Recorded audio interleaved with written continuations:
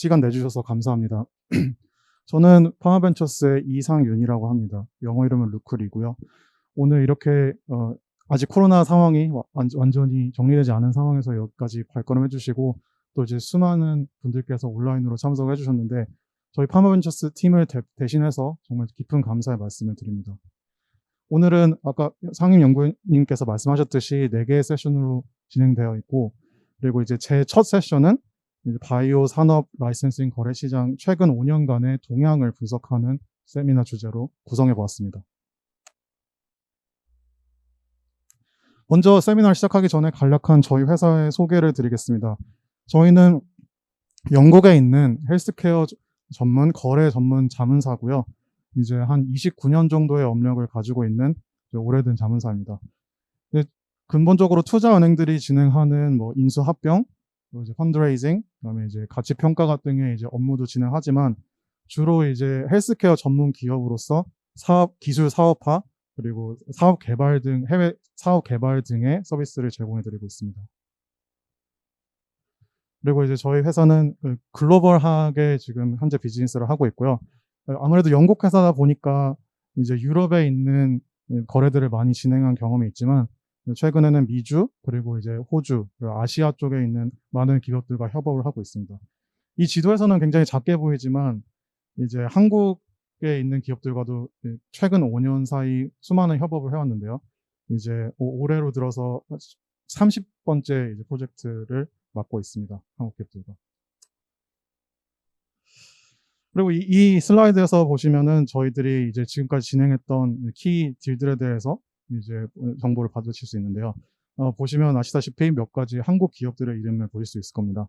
그래서 지금 저희들이 어떤 특정한 밸류에이션 등의 특정한 서비스들을 제공하는 경우도 있지만 이제 주로 거래 처음 시작부터 이제 완전 딜 클로즈까지 전반적인 그런 서비스를 제공해드리는 그런 회사입니다. 그래서 여러 가지 한국 기업들뿐만 아니라 각국 글로벌 회사와 이제 많은 네트워크를 보유하고 있고 그에 대한 경험을 바탕으로 이번 기술 라이센싱 세미나에 대한 내용을 준비해 보았습니다. 그래서 본격적인 세미나 주제로 들어가기 전에 일단 이번 세미나를 구성하면서 저희가 어떤 생각으로 준비를 했는지 먼저 말씀드리고자 합니다. 일단 지금 현재 한국에서 많은 이제 바이오 이노베이션 혁신들이 일어나고 있고 그리고 이제 많은 이제 신생 바이오 벤처 기업들이 생성되고 있는 가운데 이제 초창기 기업들 경영진들 분께서 어떤 고민을 하시고 어떤 생각을 하실까 많이 고민을 해봤습니다.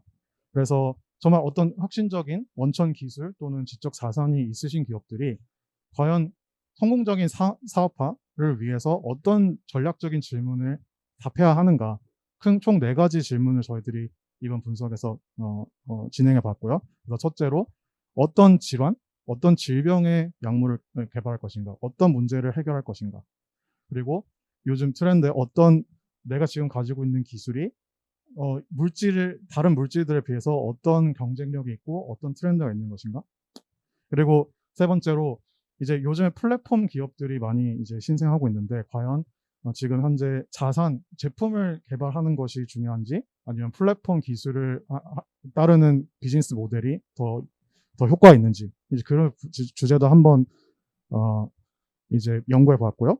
그리고 마지막으로 최근 3년간 있었던 코로나 바이러스 팬데믹에 지금 현재 이 바이오 산업 시장에 대한 영향을 한번 분석해 봤습니다. 또 지금 방금 말씀드렸듯이 이제 4가지 질문으로 어떤 지금 질환군이 가장 이제 딜이 많이 활성화되었었고, 그리고 이제 최근 5년간 어떤 물질, 모달리티가 가장 이제 핫했는지, 그리고 과연 에셋 딜, 그리고 소위 말하는 자산 또는 약물 개발 딜과 테크놀로지 라이센싱 딜과 어떤 차이가 있었는지, 그리고 마지막으로 코비드 팬데믹이 바이오 파마 이제 딜 랜드스케이프에 어떤 영향을 끼쳤는지 이 4가지 질문을 분석해 보았습니다. 그래서 저희 분석 방법에 대해서 간략히 설명드리자면 이제 이 질문에 답을 하기 위해서 최근 5년간에 있는 모든 라이센싱 또 M&A 그리고 이제 어떤 에셋 아퀴지션 딜들을 자료를 뽑아서 이제 한꺼번에 분석을 했고요. 그 데이터 소스로는 코텔리스라는 클라리웨이트사의 데이터베이스를 사용했습니다.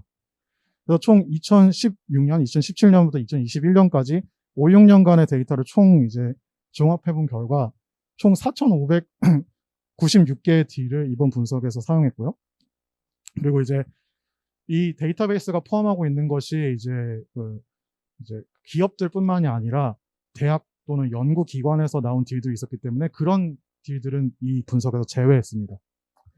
그리고 이제 코프로모션 아니면 또는 서비스 계약, 그래서 공급 계약 등 같은 서비스 계약들도 이번 분석에서 제외했고요. 먼저 이번에 결과를 말씀드리기 전에 이 분석의 한계에 대해서 설명을 드리자면, 이제 이 데이터베이스가 정보를 이제 각기 다양한 소스에서 모으다 보니까 이제 정확도 부분에서 이제 떨어지는데, 그래도 이제 높은 이제 큰 샘플 사이즈를 통해서 통계적인 유의미성을 찾을 수 있도록 저희가 이번 분석을 진행해 보았습니다. 그래서 첫 번째 질문, 그러니까 어떤 질환의 딜이 가장 많았느냐라는 질문을 이제 연구를 해봤는데요. 이번 슬라이드에서 보시다시피 이제 각종 이제 질환군에서 많은 딜이 최근 5년간 이루어졌던 것을 확인하실 수 있습니다. 그래서 5년 동안에 단연코 보이는 것은 이제 암 치료제 쪽의 딜이 가장 활성화되어 있었다는 것을 이번 슬라이드에서 확인하실 수 있는데요. 이제 거의 5년간 1,600개의 딜이 이루어진 것으로 확인이 되었습니다. 다른 질환, 예를 들어서 이제 면역 질환이라든지 아니면 심장 혈관 질환 쪽에 있는 딜들은 이제 총 5년간 200개 정도의 딜밖에 이제 확인되지 않아서 거의 암 쪽의 딜이 숫자로만 따지자면 8배 이상 훨씬 더 많았던 것으로 이번 결과에서 확인할 수 있습니다. 그리고 이제 신경, 그리고 이제 정신과 약물들에 대한 딜도 이제 600건 정도 이루어졌던 것으로 확인되고요. 그 다음에 이제 감염병, 이제 전염병 질환에 대한 이제 딜들도 600개 정도가 이제 집계된 것으로 확인할 수 있습니다.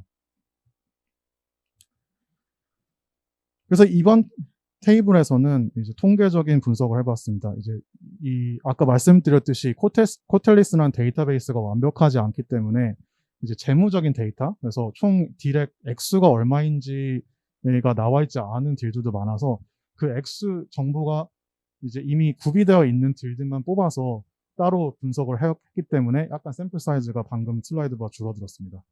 그래도 이제 총 600개 정도의 암 딜에서 이제 재무 정보를 뽑아낼 수 있었고요. 그리고 이제 다른 질환군에서도 한 약 20개에서 한 70개 정도의 딜에서 재무 정보를 추출해낼 수 있었습니다. 5년간의 모든 딜의 총 액수를 다 더하면은 암 쪽에서는 총 400조, 이제 400 빌리언 달러 정도의 이제 총 액수가 거래가 이루어졌다는 것을 확인했고요. 그 다른 질환군에서는 그보다 현저히 낮은 총 거래액이 최근 5년간 이루어졌다는 것을 확인했습니다. 그리고 이제 평균 딜 밸류, 그러니까 이제 이 총액을 딜 개수로 나눈 그 액수를 봤을 때 암이 살짝 다른 이제 질환에 대한 딜보다 높은 평균 액수를 가지고 있었는 것을 확인할 수 있었고요. 그리고 이제 혈액 질환, 여기서 그 오렌지색으로 제가 하이라이트를 했지만은 혈액 질환, 그리고 또 면역 질환, 염증 질환 같은 경우에는 이제 평균 딜 사이즈가 900 밀리언 달러로 이제 표기가 되었는데, 이제 이런 부분들은 어떤 엄청나게 큰 딜 사이즈, 그러니까 이제 정말 10 빌리언이 넘는 큰 딜 사이즈의 영향을 받은 것으로 저희가 지금 추측해 볼 수 있었습니다. 그래서 최근 5년간 암에서 제일 크게 이루어졌던 딜이 이제 작년 2020년에 이제 21 빌리언 US 달러로 이루어졌던 길리아드의 이뮤노메딕스사 인수건이 있었고요. 2020년에. 그리고 이제 헤마톨로지, 그러니까 이제 그 혈액 질환에서 가장 크게 이루어졌던 딜은 이제 2018년에 사노피의 바이오베라티브 인수, 그리고 인플레메토리 쪽에서 지금 13.4 빌리언 달러로 집계되었던 이 가장 큰 딜은 이제 BMS와 셀진이 합병을 할 때 이제 그 셀진의 오테즐라 포트폴리오를 암젠에게 매각한 이 딜로 지금 파악이 되었습니다. 그리고 뉴로에서 이제 8.7 빌리언 달러의 그 큰 딜은 이제 노바티스가 아벡시스사를 인수하는데 그 SMA 척추 근 위축증 치료제 개발하는 아벡시스사의 이제 그 아벡시스사를 인수할 때 했던 딜로 짓게 되었습니다. 그럼 다음 이제 패턴으로 다음 토픽으로서 어떤 물질이 가장 최근 5년간 핫했을까요? 그래서 총 5년간 집계를 해봤을 때 저희가 각기 다른 물질군으로 한번 D를 분류해 보았습니다. 그래서 스몰 몰러큐, 펩타이드, 올리고 누클리오타이드 이 세 가지 물질이 이제 합성 약물로 저희가 이제 구분을 해봤고요. 그다음에 이제 항체, 그다음에 리컨비넌 이제 단백질, 그다음에 세포 치료, 유전자 치료, 그다음에 바이러스 치료제들은 이제 생물 의약품으로 저희가 분류를 해봤습니다. 근데 이 차트에서 보시다시피 이제 최근 5년간 이루어졌던 딜 중에 스몰 몰러큘 딜이 가장 역시 많았던 것으로 이제 확인이 되었고요. 그리고 그 다음으로 항체 딜이 많았던 것으로 이제 확인이 되었습니다. 그래서 평균 가치를 확인을 해보자면 이제 스몰 몰러큘 딜 같은 경우에는 평균 450 밀리언 US 달러 총 가치가 그 정도로 집계가 되었고 이제 조금 바이올로직 그러니까 이제 생물의약품 딜 같은 경우에는 그보다 높은 평균 가치를 가지고 있는 것으로 확인이 되었습니다. 예를 들어서 오른쪽 밑에 보시면 유전자 치료제의 평균 딜 가치는 거의 이제 1 빌리언이 넘는 것으로 이제 확인이 되었는데 역시 이제 통계적인 어느 정도 착시 현상을 감안하더라도 이번 결과에서 확인하실 수 있는 것은 바이올로직이 조금 더 이제 신테틱 드러그보다 딜 가치가 높게 전반적으로 형성되어 있는 것을 확인하실 수 있습니다. 그럼 최근 5년간 그럼 이제 어떤 변화가 있었을까요? 그래서 방금 이제 저희가 보여드린 구분대로 합성 신약 그리고 이제 생물의약품에 대한 딜을 지금 이 시간적인 트렌드를 한번 분석해 보았는데요. 왼쪽에 보시면은 이제 합성 신약에서 스몰 몰러큘 딜 그리고 이제 그 외 다른 신테틱 펩타이드라든지 올리고 누클리오타이드 딜은 이제 아주 완만하게 성장한 것으로 확인하실 수 있습니다. 그런데 오른쪽에 보시면 생물의약품 같은 경우에는 훨씬 더 이제 시장 상황에 영향을 받았던 것으로 파악이 되고요. 그래서 이제 항체 딜 같은 경우에도 이제 2018년이나 2020년에는 이제 높은 숫자를 보였지만 2019년 그리고 이제 2021년이 아직 끝나지 않았지만 10월까지 집계된 결과를 봤을 때 훨씬 더 그 전년도보다 낮은 이제 숫자로 이제 집계가 되었습니다. 그리고 이제 간략하게 다음 이제 토픽으로 넘어가서 과연 에셋 딜과 플랫폼 테크놀로지 딜의 차이점이 무엇이 있을까 이제 한번 결과를 확인해 보기 전에 에셋 자산 이제 개발 전략 그리고 테크놀로지 파트너링 전략 이 두 가지의 양극단에 대해서 잠시 설명드리도록 하겠습니다. 그래서 처음에 이제 어떤 원천 기술 기반으로 그거를 시작을 하실 때 어떤 새로운 신약을 개발할 것인가 아니면은 어떤 테크놀로지 기술을 기반으로 라이센스 아웃을 하는 전략을 취할 것인가 이 두 가지의 양극단에서 많은 고민을 하실 분들이 많을 것 같은데 이것을 어떻게 두 개 합쳐서 하이브리드한 비즈니스 모델을 구축하시는 분들 많을 것 같아요. 그래서 이제 어떤 원천 기술 기반으로 에셋을 개발하고 거기에 대한 프루프 오브 컨셉을 이제 만드시는 경우가 많은 것 같은데 과연 최근 5년간에 있었던 딜 트렌드로 봤을 때 어떤 비즈니스 모델이 훨씬 더 쉽게 받아들여졌을까요? 그래서 이번 결과에서 확인하실 수 있듯이 에셋들 같은 경우에는 이제 2016년부터 아주 이제 지속적인 성장세를 보였다는 사실을 저희가 확인할 수 있었습니다. 그래서 2020년에 에셋들만을 봤을 때 거의 한 300개 정도의 에셋들이 이루어진 것을 보았고요. 2016년에 150개의 딜이 있었던 것에 비해서 거의 약 2배가 늘어난 것으로 확인하실 수 있습니다. 그리고 이제 각 여기에 보이시는 색깔로 보면은 이제 역시 암 쪽에서 2020년도에 엄청나게 큰 증가가 있었다는 것을 저희들이 확인할 수 있었고요. 그에 비해서 플랫폼 딜 같은 경우는 어땠을까요?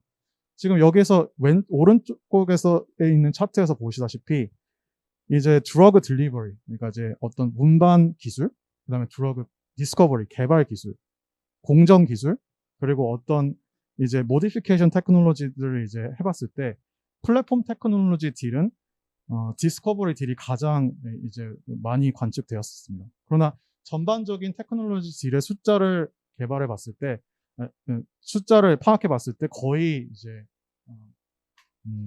큰 변동이 없었던 것으로 확인되었습니다.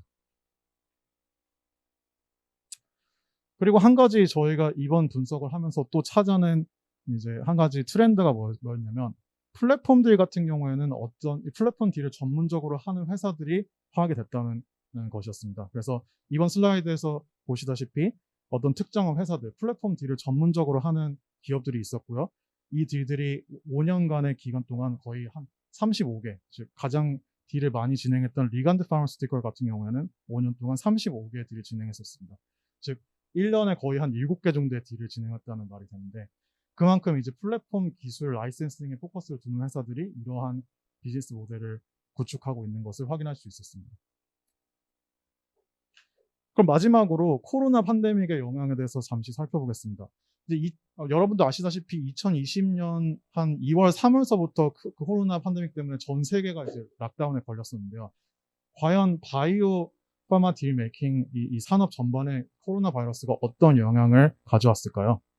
그래서 전반적으로 크게 영향을 주지 않은 것으로 저희가 파악할 수 있었습니다.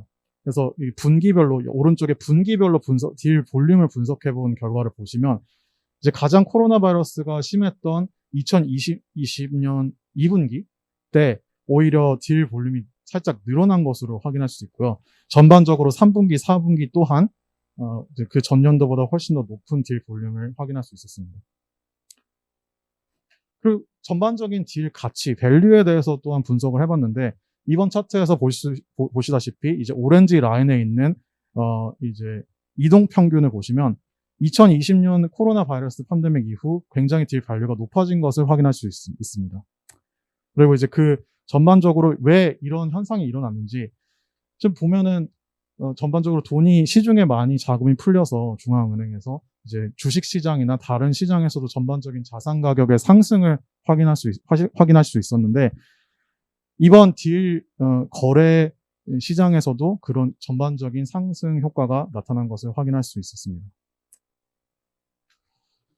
그래서 이번은 히스토그램, 방금 차트를 히스토그램 형식으로 다시 표기를 해봤는데, 이제 2020년도에 가장 오른쪽에 보시면 중간 사이즈 딜, 그러니까 100밀리언서부터 499밀리언 정도의 중간 정도 사이즈 되는 딜의 개수가 급격하게 늘어난 것을 확인할 수 있습니다. 그래서 전년도 대비해서 약 40% 증가한 것을 보실 수 있고요.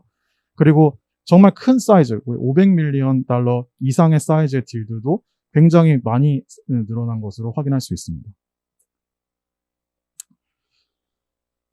그래서 이제 이번 전반적인 5년간의 트렌드에 대해서 저희가 이제 한번 분석을 해봤고, 이제 몇 가지 큰 옵서베이션들을 저희들이 정리를 해봤는데요.